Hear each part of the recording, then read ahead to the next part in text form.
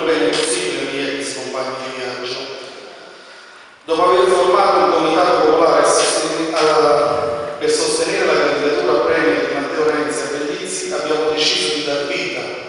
in data 10 giugno 2013, ad un'associazione politica e culturale denominata Bellizzi Adesso il Futuro,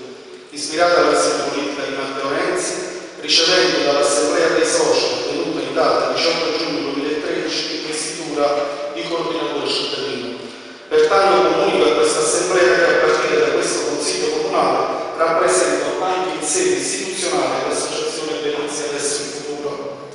Per quanto riguarda la mia collocazione politica negli organismi di partito, dichiaro di non avere nessuna tessera di partito e che a livello provinciale la nostra associazione è stata riconosciuta da autorevoli esponenti del Partito Democratico ed il sottoscritto è membro permanente del Comitato Matteo Renzi Provincia di Salerno,